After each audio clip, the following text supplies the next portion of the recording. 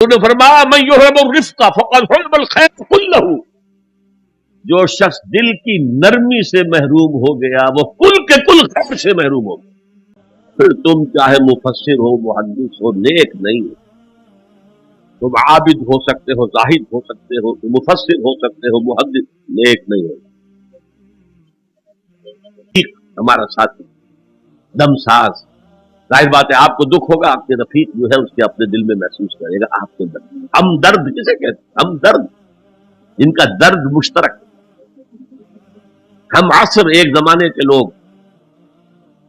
ہم جماعت ایک جماعت میں پڑھنے والے، ہم درد، خنجر چلے کسی پہ تڑپتے ہیں ہم امیر، سارے جہاں کا درد ہماری درد میں۔ اگر یہ رشق نہیں ہے، اگر یہ ہمدردی نہیں ہے، اگر کسی کو دکھ میں دیکھ کر آپ تڑپ نہیں اٹھتے، اگر اس کی مدد کرنے پر قادر ہو اور نہیں کرتے تو کل خیر سے محروم۔ پڑھے جاؤ نمازیں اور تہجدیں۔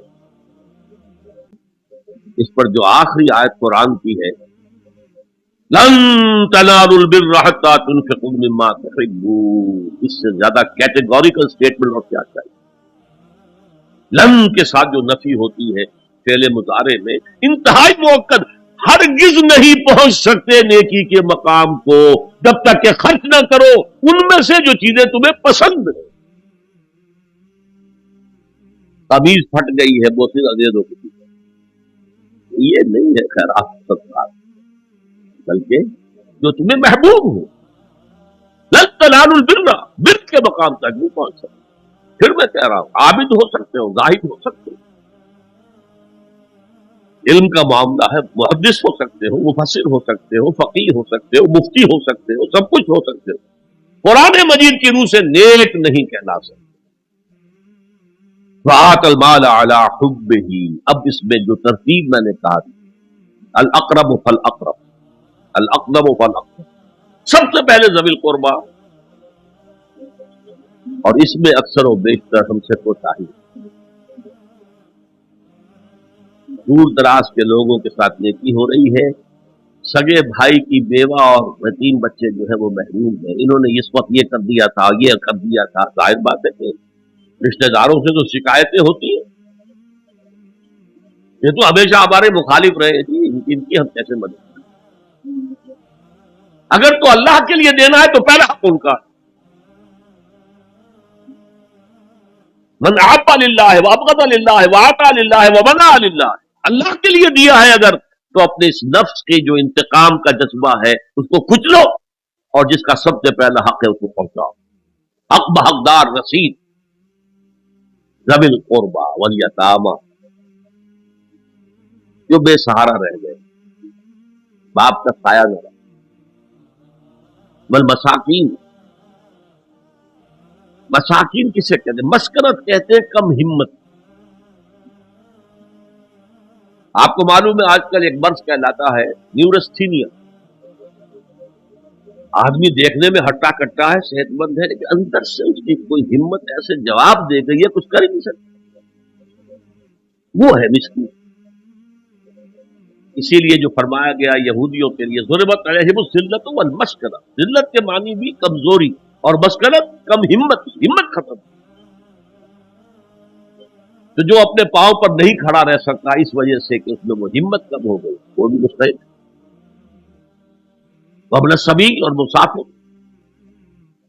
پرانے زمانے میں آپ کو معلوم ہے نہ سرائیں تھیں، نہ کچھ اور تھا، نہ ہوٹل تھے، پھر اگر کہیں راستے میں چوری ہو گئی، ڈاکہ پڑ گیا تو آدمی جو ہے گھر میں خود ہے، کفیل ہے، اچھا ہے، اس وقت کی حالت ایسی ہو گئی۔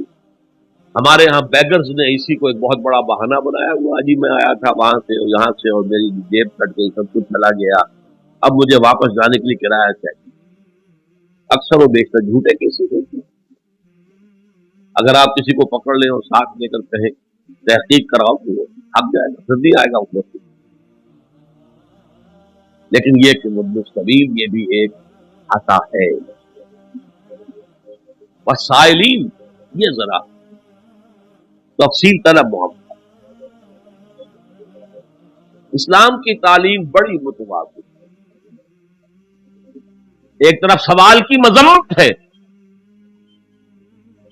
मत अपना दस्ते सवाल दराज करो किसी के सामने। जो शख्स हाथ फैलाता है मांगने के लिए, वो अपनी इज्जत नफ्स को हथेली पर रखकर आपके सामने पेश करता है और आप ठोकर मार देते हैं उसकी इज्जत नफ्स। मांगो अल्लाह से, अल्लाह किसी के दिल में डाले तुम्हारी जरूरत पूरी कर सकते, बगैर इसके कि तुम किसी के सामने दस्ते सवाल दराज करो। तो सख्त मसम्मत है, और खास तौर पर बेगरी जो एक इंस्टीट्यूशन बन गया है, एक पेशा बन गया है, तो इस्लाम की तालीमात के मनाफी। और जिस तरह की हम खैरात बांटते हैं, 5 रुपए का नोट दे रहे हैं मांगने वालों को, मस्जिदों के बाहर समझ रहे हैं हमने हातम ताई की कब्र को लात मार दी, हालांकि हकीकत में आप इंस्टीट्यूशन ऑफ बेगरी को सपोर्ट कर रहे हैं।